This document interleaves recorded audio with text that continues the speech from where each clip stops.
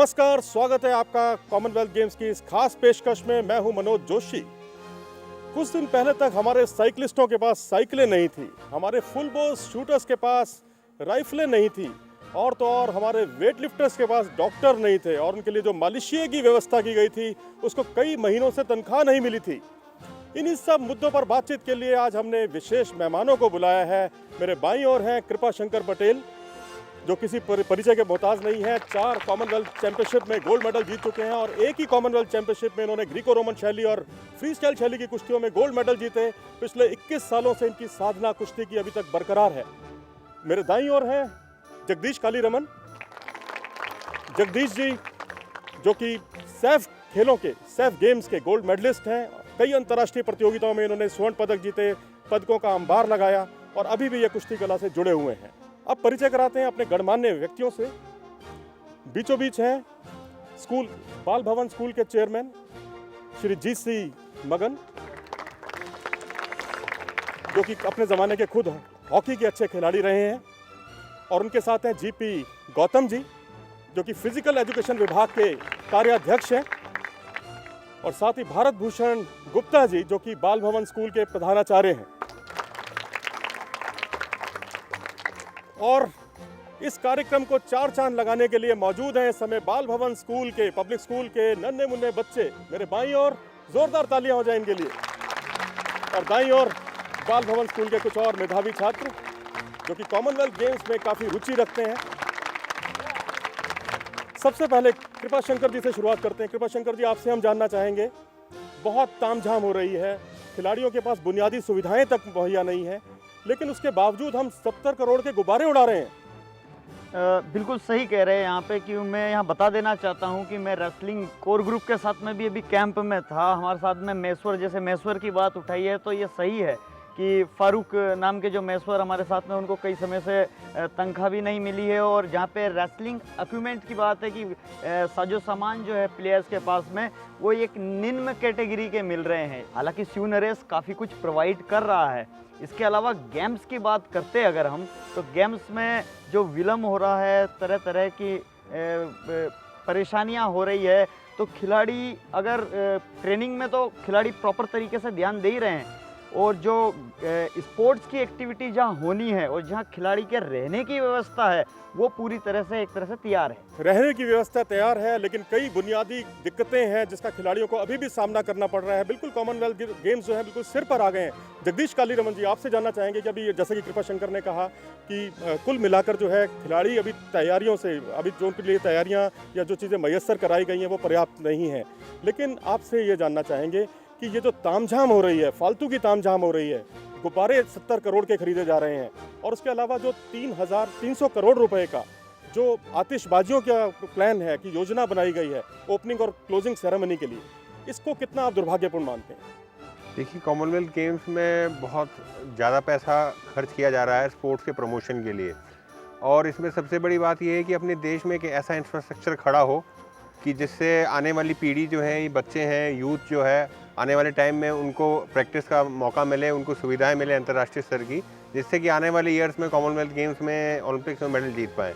तो जो इंफ्रास्ट्रक्चर अभी यहाँ पे खड़ा हुआ है अपने देश में, ये काफ़ी अच्छा है। पर क्योंकि आपस में तालमेल नहीं था ऑर्गेनाइजिंग कमेटी का, गवर्नमेंट ऑफ इंडिया का, दिल्ली गवर्नमेंट का, तो ये बहुत सारी चीज़ें लैप्स हो गई।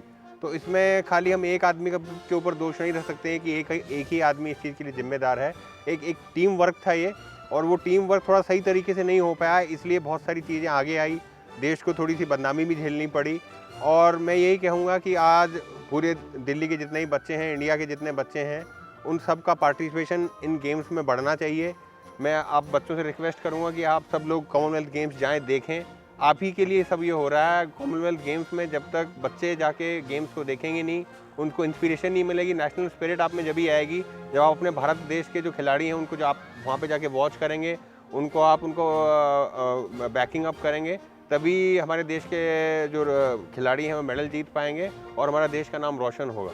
बच्चों की ज़्यादा से ज़्यादा भागीदारी होनी चाहिए, ऐसा कहना है जगदीश कालीरमन जी का। अब बच्चों की बात चली है तो मैं जानना चाहूँगा, कौन बच्चा बताना चाहेगा कि कैसी भागीदारी होनी चाहिए, बच्चों की भागीदारी कैसी होनी चाहिए? जैसा जगदीश जी ने कहा, कृपा शंकर ने कहा कि हमें बुनियादी ज़रूरतें जो हैं वो मैसर नहीं है, खिलाड़ी उससे अभी भी उन कमियों को महसूस कर रहे हैं। मेरा नाम शिवानी है। मैं आपसे पूछना चाहती हूँ रेसलिंग में हम कितने मेडल्स एक्सपेक्ट कर सकते हैं? देखिए, अभी हमारी एक्सपेक्टेशन हमारी रेसलिंग टीम से हमें 3 कैटेगरीज में इंडियन रेसलिंग टीम खेल रही है, free style men's, Greek Roman men's and women's. तो 3 कैटेगरीज हो गई और इनके अंदर हमारी एक्सपेक्टेशन है कि हम 10 से 11 गोल्ड्स तो जीतेंगे। मिनिमम 10 से 11 गोल्ड्स हमारे आने चाहिए, बाकी सिल्वर और ब्रॉन्ज भी आएंगे। मतलब हर एक कैटेगरी में, हर एक वेट कैटेगरी में मेडल्स कंफर्म है, मेडल्स आने हैं।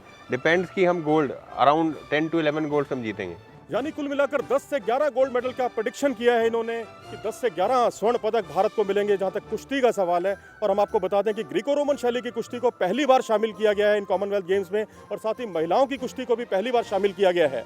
तो आप बच्चों में से कोई जानना चाहेगा कृपा शंकर जी के विचार?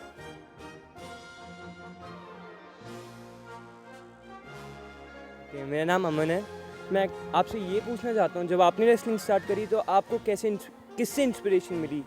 ऐसा है, मैं काफ़ी छोटा था और मैं राजेश्वर विद्यालय में पढ़ता था, और मेरे चाचा खुद पहलवान रहे हैं। परिवार में 7-8 भाई है, हम सारे पहलवान हैं, और घर में ही अखाड़ा है।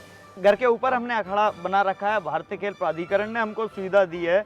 तो सब आपस में हम रेसलिंग करते करते हम यहाँ तक पहुँच गए हैं, और जो परिवार से हमको सपोर्ट मिला है, एक बैक सपोर्ट मिला है, तो वो काफ़ी उससे काफ़ी सहायता मिलती है बच्चे को आगे बढ़ने के लिए। परिवार से काफ़ी मदद मिलती है। परिवार का अच्छा योगदान हो तो सोने पे सुहागा हो जाता है, और आपकी मेहनत पर 4 चांद लग जाते हैं। एक और बच्चा पूछना चाहता है एक सवाल। मेरा नाम टी.एस. सचिन वेंकटेश है।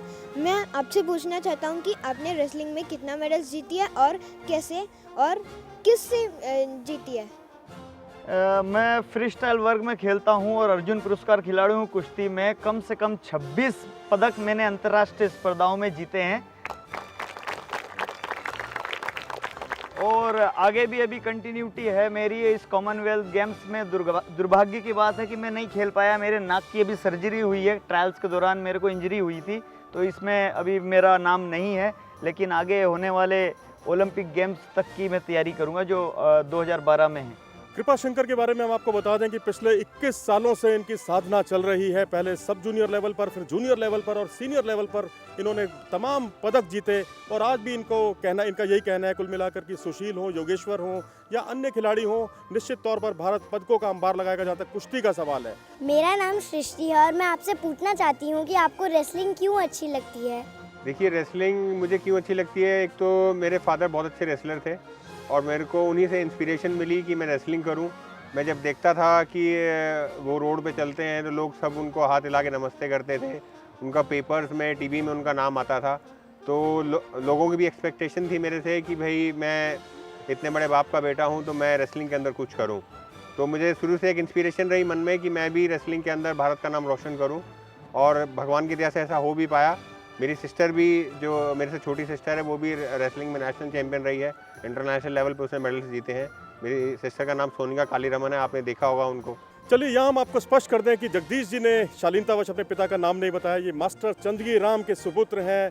भारत के पहले पद्मश्री, कुश्ती के पहले पद्मश्री मास्टर चंदगी राम के सुपुत्र। एशियाई खेलों के स्वर्ण पदक विजेता रहे हैं मास्टर चंदगी राम, और मिट्टी की कुश्तियों में उनको जो अर्जुन पुरस्कार मिला था सबसे पहली बार, उसको उन्होंने बरकरार रखा। फिलहाल रुकते हैं एक ब्रेक के लिए। ब्रेक के बाद जानेंगे कुश्ती के अलावा बाकी खेलों में भारत की कैसी स्थिति है।